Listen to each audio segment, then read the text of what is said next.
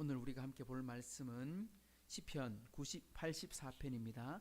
시편 84편 1절부터 우리 4절까지 말씀 보도록 하겠습니다. 시편 84편 1절부터 우리 4절까지의 말씀 우리 찾으시고 한 절씩 교독하겠습니다. 만군의 여호와여, 주의 장막이 어찌 그리 사랑스러운지요.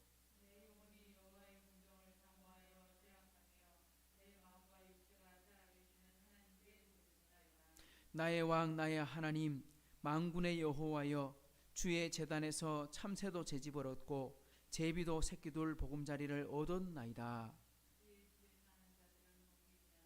그들이 항상 주를 찬송하리이다. 아멘.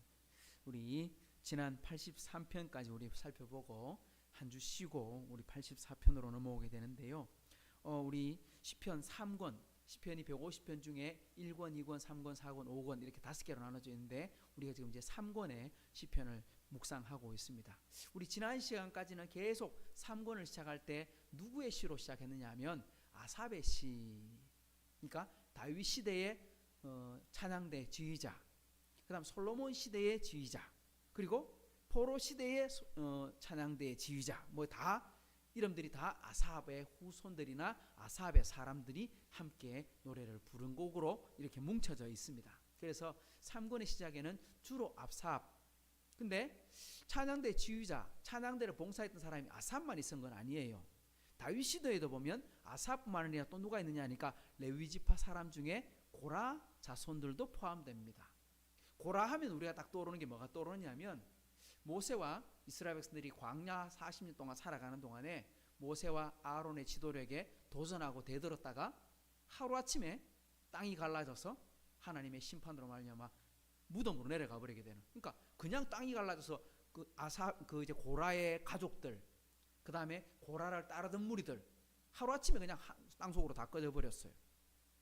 근데 그때 다 죽었느냐? 그건 아니고 고라의 가족들 중에도 나는 그 말에 동의할 수 없습니다. 그래서 쉽게 말하면 모세의 편에 있었던 사람들은 죽임을 당하지 않았어요. 그래서 그 사람들이 가나안 땅에 들어가서 레위지파 사람들이 성전을 봉사하게 될 때 남아있는 사람들 이름이 역시 고라 후손들이라는 이름이 붙여져서 고라자손 하고 되어 있는데, 오늘 이제 84편의 시가 고라자손의 시로 시작돼서 뒤로 넘어가면 다윗의 시도 있지만 이제 주로 고라의 자손들의 시로 이루어져 있는 것을 보게 됩니다. 그러면 이 시의 배경은 언제인가? 이때 고라 자손이라고 하는 이 사람들은 도대체 누구인가? 잘 읽어보면 오늘 이 시의 주제는 큰 어려움과 환난을 당하고 있는 때에 성전을 사모하는 사람의 이야기다, 이걸 알 수 있습니다. 그러니까 성막을 사모합니다. 그러니까 성전 아니고 성막입니다. 성전은 솔로몬과 그 역사 시대에 기록된 것이 성전이고, 이제 성전이 있기 전에는 모세, 사사기, 그리고 사울, 다윗. 근데 사울은 뭐 성막에 대해서 관심도 별로 없고, 그러니까 잘못된 신앙생활을 했었으니까요. 근데 누가 성막의 중심으로 살았느냐? 바로 다윗이었죠. 그래서 오늘 이 시의 주제는 다윗 시대에 기록한 것일 것이다. 그러니까 고라 자손이, 이런 사람도 있고요. 또 한편으로는 그 종교개혁을 했던 칼빈 선생님 같은 경우는 이 시는 고라 자손이 쓴 시라고 표현되어 있지만 실은 다윗의 시다. 그러니까 다윗이 시를 짓고 고라 자손에게 이것을 맡겼다. 그래서 예배 시간에 고라 자손이 연주하게 한 것이다. 이렇게 볼 정도로 그만큼 이 내용이 그만큼 은혜를 사모하고 성막을 사모하는 한 사람의 이야기로 이루어져 있다는 것을 알게 됩니다. 그러면 다윗이 언제 이런 마음을 품게 되었는가? 다윗이요, 예루살렘을 이렇게, 그러니까 유다 땅을 정복하고 하나님이 약속했던 베들레헴과 예루살렘 성, 그 당시에는 시온산이었죠. 그걸 정복하고 나서 이제 자기의 왕궁을 짓기 시작합니다. 자기 집을 지었습니다. 그리고는 잃어버렸던 법궤를 찾아 소수소문합니다. 원래 법궤는 광야 40년 동안 있었고 사사기 300년 동안 성막이 실로에 이렇게 세워져 있었는데, 사사기 시대에 보면 이제 전쟁을 하러 나갔는데 이제 전쟁을 하다가 졌어요. 다시 전쟁을 또 해야 되는데 아이고 그냥 나가서 우리 못 이기겠다. 하나님의 법궤를 우리 둘러매고 가자. 왜냐? 하나님이 우리를 지켜주지 않겠나? 법궤 가지고 나가면. 그렇게 끌고 나갔다가 쉽게 말하면 말씀대로 안 사는데 법궤 들고 나가면 무슨 소용이 있느냐, 이런 뜻이죠. 성경책 갖고 있는데 우리가 순종 안 하고 살면 성경책 있으나 마나 읽으나 마나 이거 아닙니까? 그러니까 이스라엘 백성들이 법궤도 빼앗기고 전쟁도 지고 그래서 법궤를 잃어버렸어요. 사울이 왕이 되었음에도 불구하고 법궤를 안 찾았어요. 결국은 다윗이 이스라엘 왕이 되고 예루살렘 성을 짓고 그 다음 법궤를 수소문 합니다. 그리고 법궤를 찾아요. 그리고 그 법궤를 우리가 잘 아는 것처럼 아비에셀 집에 있던 그거를 이제 갖고 올라와서 그때 우사가 법궤 만졌다가 죽임도 당하고 뭐 이런 이야기가 나오잖아요. 그렇게 해서 결국은 법궤를 예루살렘에 옮겨오면서 실로에 있던 성막도 옮겨와서 예루살렘에 성막을 지어놓습니다. 근데 다윗이 뭐라고 생각하느냐니까, 야, 나는 좋은 집에 살고 하나님의 집은 아직도 천막이 이 말이 되느냐, 하나님 저 하나님 집 지으면 안 될까요? 했다가 하나님께서 네 아들 때에 짓겠다 하고 약속해 주지 않습니까? 그렇게 성막을 사모했는 사람이 바로 다윗이다. 이걸 지금으로 말로 가져오면, 우리 21세기의 말로 가져오면 교회를 사랑했다, 하나님의 몸된 교회를 사랑했다, 주님의 몸된 교회를 참 기뻐했다, 이런 뜻이 되겠습니다. 그런데 다윗이 이 성막을 떠나서 살아갈 때가 한 번 있었습니다. 언제냐니까 압살롬이 반역에 의해서 예루살렘에서 도망쳐서 광야로 피난을 갔을 때, 그때 제사장들이 법궤를 울려매고 따라옵니다. 왕이여, 다른 건 다 몰라도, 다른 건 다 놔둬도 법궤만 가지고 가야 됩니다. 왜? 법궤는 하나님 임재의 상징이고 왕과 함께 가면 백성들이 다 왕을 따라올 겁니다. 그때 다윗이 뭐라고 말합니까? 아니다, 원래대로 갖다 놔라. 법궤는 원래대로 갖다 놓고 당신들도 원래 성막에 가서 원래 하던 대로 제사 드리고 봉사하고 있어라. 내가 만약 하나님이 은혜를 베풀어 주셔서 다시 돌아올 수 있다면 그때 내가 성막에 들어가겠다. 만약에 하나님께서 더 이상 너 할 일 없다, 그러면 나는 왕 안 해도 된다. 그리고 성막을 예루살렘으로 보내고, 법궤를 보내고 자기 혼자 이제 광야로 피난을 갑니다. 근데 이 피난 갔는데 하루아침에 돌아오지 못합니다. 상당한 시간 동안 광야 생활을 할 수밖에 없거든요. 그 생활 속에서 지금 법궤에 대한, 그리고 성막에 대한 사모함, 그곳에서 살았을 때가 좋았는데, 이것을 이제 기록하고 있는 거예요. 이런 다윗의 마음, 하나님을 향한 마음, 성막을 찬송하며 은혜 받았던 그때를 잊지 못하는 마음이 바로 오늘 84편의 주제고 이야기입니다. 그래서 내용이 뭐냐니까 한번 따라합시다. 주의 장막에 거하는 복. 그러니까 진짜 복이 무슨 복이냐? 하나님의 집에 거하는 게 제일 큰 복이다. 그게 복이지. 물질적인 복, 뭔가 잘 되는 복, 그것도 뭐 복이 아닌 건 아닙니다만, 진짜 우리가 추구해야 될 게 뭐냐니까 주님과 함께 동행하는 게 복이다. 주의 장막에 거하는 복. 이랬을 때 주의 장막이 뭡니까? 천막 안에 들어가야 복입니까? 예배당 안에 들어와야 복입니까? 그건 아니죠. 여기서 말하고 있는 주의 장막에 거하는 복이란 말은요, 옛날 야곱이 고백했던 것처럼 이곳이 바로 하나님의 전이요 하나님의 집이로다 하고 베델이라, 하나님의 집이다, 루스를 이름받고 불렀던 것처럼 어느 곳에서든지 하나님 만나고 하나님 은혜를 깨닫게 되는 곳이면 그곳이 바로 하나님의 집이지. 그래 예수님께서도 하나님의 나라를 보여주십시오 했더니 하나님의 나라는 이곳에 저곳에 있는 게 아니라 어디 있다? 너희 마음 속에 있다. 네 마음 안에 하나님 계시면 그곳이 천국이다. 그러니까 우리 마음에 다른 거 생각하지 말고 마음에 하나님 잘 모시고 사는 게 그게 진짜 복이 있는 거다, 이야기를 하고 있는 겁니다. 자, 이 찬송의 가사가 실제로 오늘날 많은 우리 찬양을 작곡하는 사람들이 이 가사를 사용해서 새로운 곡들을 만들어내니까 더 그게 감사가 돼요. 옛날 곡이 아니라 또 새로운 곡이 나오고 새로운 곡이 오는데, 주로 보면 이 곡을 가지고도 이 시편 84편을 가지고도 참 곡이 좋은 곡이 많이 나왔어요. 그래서 야, 참 좋다 그런 생각이 들어요. 자, 그러면 오늘 우리 본문으로 들어가서 좀 은혜를 받읍시다. 1절 읽어봅니다. 시작. 만군의 여호와여 주의 장막이 어찌 그리. 항상 제가 우리 시편을 보거나 할 때, 우리 성경을 읽을 때 주위에서 살펴봐야 될 게 하나가 있는데 뭐냐니까, 언제든지 우리가 하나님을 바라볼 때는 그분이 어떤 분이신가를 기억해라 하고 말씀을 드렸습니다. 엘로힘 하면 하나님 하는 단어인데 그 표현 속에는 하나님이 전지전능하시다 이런 뜻에 포함되고, 여호와 하나님 이런 말을 쓰게 되면 이것은 언약의 하나님, 약속을 하시면 반드시 지키시는 하나님. 그런데 그 약속은 누구하고 하느냐? 하나님하고 사랑하는 사람하고 하지. 그러니까 하나님이 우리를 사랑하셔서 약속을 주신다 하는 뜻으로 보게 된다는 것입니다. 오늘 우리가 예배를 드리러 나오고 새벽에도 우리가 은혜를 받는 집회를 우리가 계속하고 있습니다. 오늘 또 우리 집사님 한 분이 저한테 전화 오셔갖고, 목사님 그 유튜브 보면서 댓글을 왜 다는지를 몰라갖고 달지는 못하고 그냥 보고는 있습니다. 이렇게. 이거 감사합니다. 상 받을 분이 또 생겼습니다. 이거 감사하게. 그런 마음이 들었습니다. 예배를 드리러 오는데 가장 중요한 게 뭡니까? 장소? 아니면 인원? 아닙니다.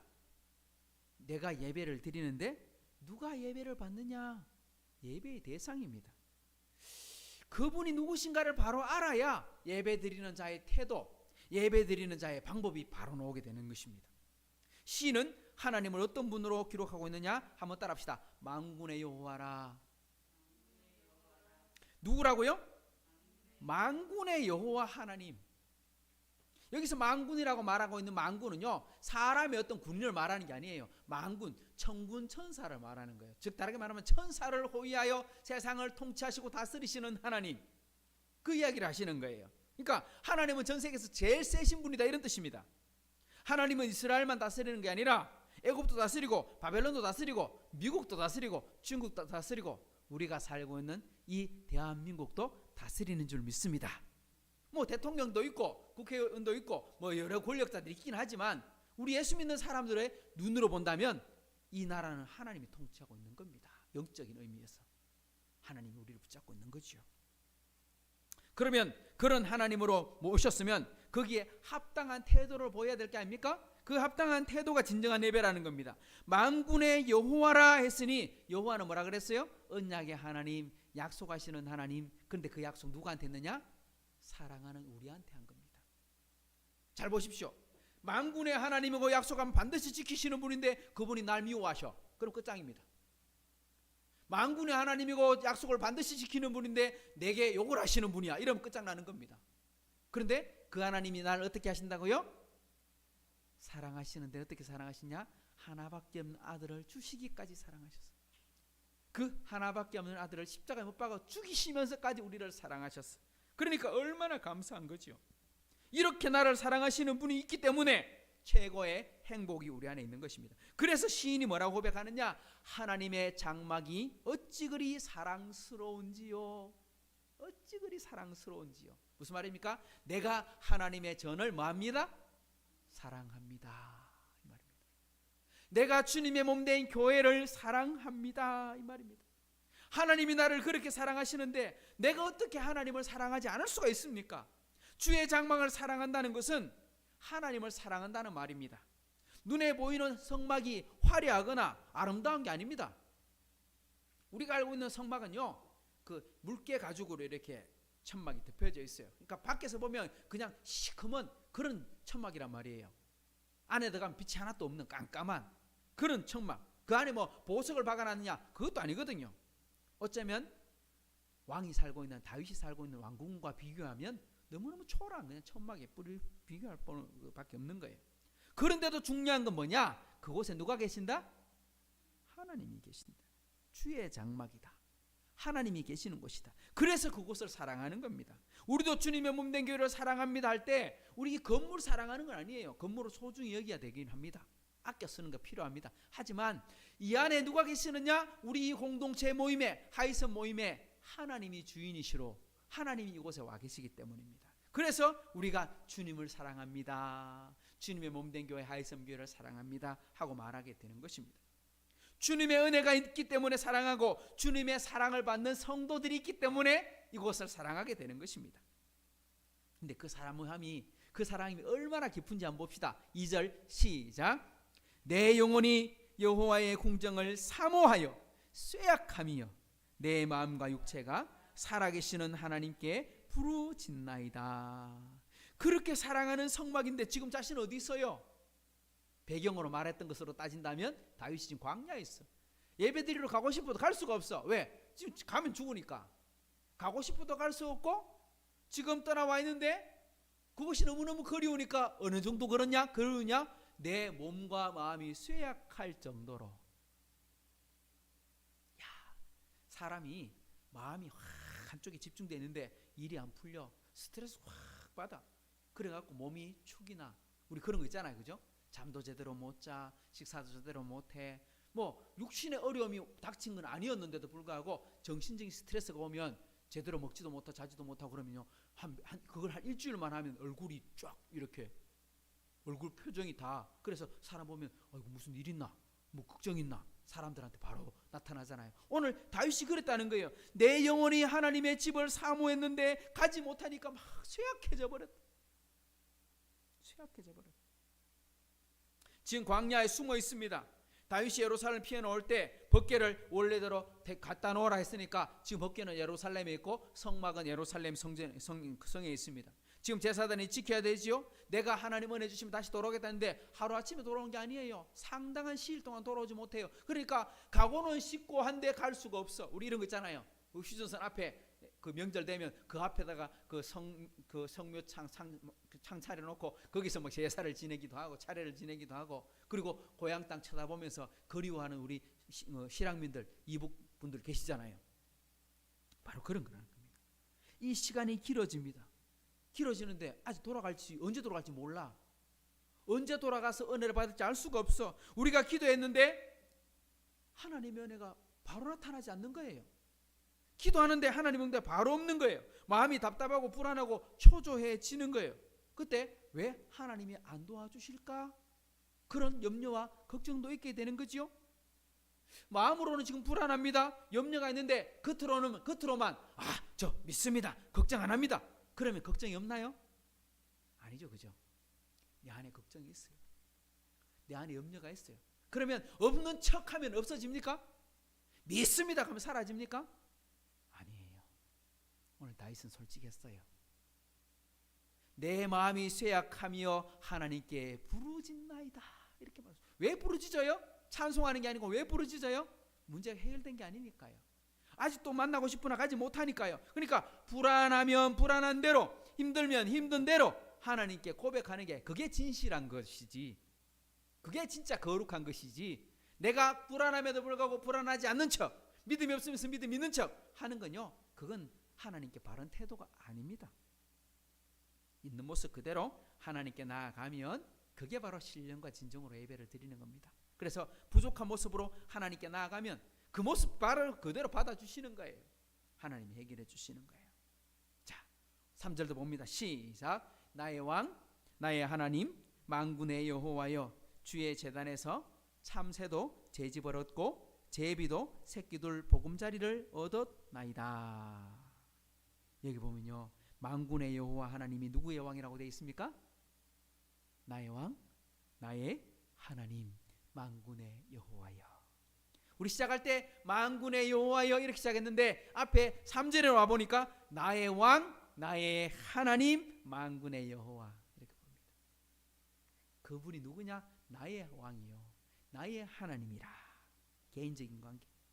다른 사람의 하나님이면 소용없잖아요. 바로 나의 하나님이다. 나의 왕이시다.